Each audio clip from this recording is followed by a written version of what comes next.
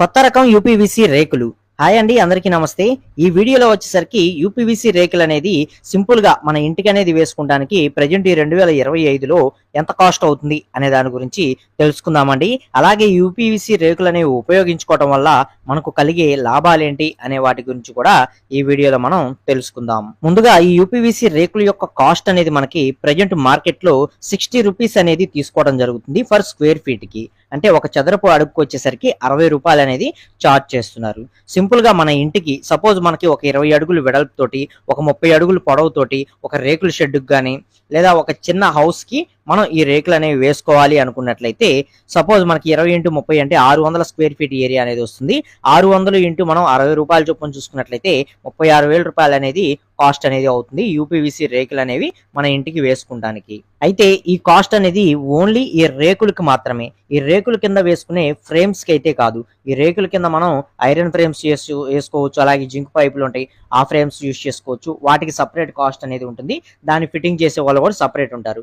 Only ఈ UPVC రేకులకు మాత్రమే మనకి ఈ బడ్జెట్ అనేది ప్రెజెంట్ మనకి మార్కెట్లో అయితే తీసుకోవడం జరుగుతుంది అనమాట. సో అసలు ఈ యూపీవీసీ రేకుల వల్ల మనకు కలిగే లాభాలు ఏంటి అనేది మనం ఒక్కసారి చూసుకున్నట్లయితే, నార్మల్ రేకులతో పోల్చుకున్నట్లయితే ఈ రేకులు అనేవి చాలా లైట్ వెయిట్ గా ఉంటాయండి. సో దీనివల్ల మన ఇంటి పైన బరువు అనేది ఎక్కువ పడకుండా మనకి గోడల్లో పగుళ్ళు, క్రాకులు ఇలాంటివి రాకుండా ఉంటాయి. అలాగే మనకి మెయిన్ గా చల్లదనం.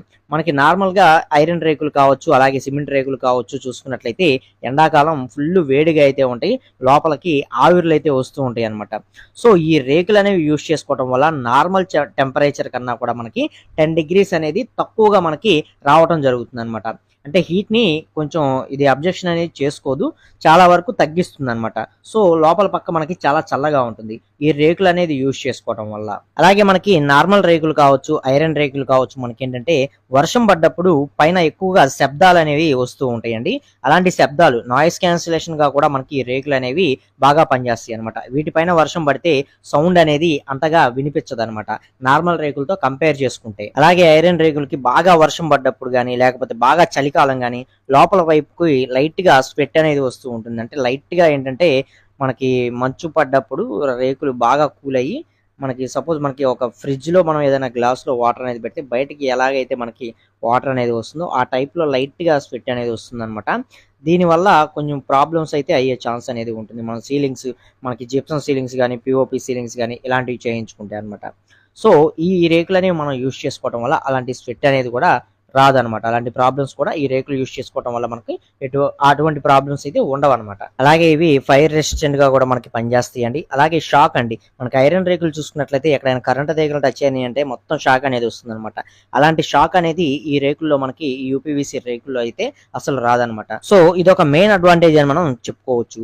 అలాగే మనకి నార్మల్ రేకులు చూసుకున్నట్లయితే బరువు ఎక్కువ ఉంటాయి కాబట్టి మనకి పగుళ్ళు వచ్చేసి ఆ పగుళ్ళలో నుంచి వర్షాకాలం వర్షం చినుకులు అనేవి లీక్ అయ్యి మనకి లోపలికి నీళ్లు కారటం ఇలాంటి సమస్యలు అయితే వచ్చే ఛాన్స్ అనేది ఉంటుంది. అలాంటి సమస్యలు ఈ రేకులు యూజ్ చేసుకోవడం వల్ల మనకి రావన్నమాట. అలాగే రస్ట్ పట్టడం ఇలాంటి సమస్యలు అయితే ఉండదు. అలాగే వీటి యొక్క లైఫ్ కూడా మనకి 25 ఇయర్స్ నుంచి 30 ఇయర్స్ వరకు కూడా ఉంటుంది.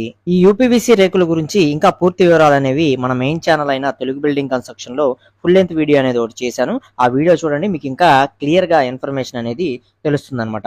కుదిరితే ఆ వీడియో లింక్ కూడా కింద డిస్క్రిప్షన్ లో ఇస్తాను, అక్కడి నుంచి అయినా సరే మీరు చూడవచ్చు. ఈ వీడియోలోని ఇన్ఫర్మేషన్ నచ్చింది, యూజ్ అవుతుంది అనుకున్నట్లయితే తప్పకుండా ఒక లైక్ చేసి సపోర్ట్ చేయండి. ఫస్ట్ టైం కనుక మన ఛానల్ చూస్తున్నట్లయితే సబ్స్క్రైబ్ చేసుకోండి, పక్కనే ఉండే బెల్ ఐకాన్ అనేది ఆల్ లో పెట్టుకోండి.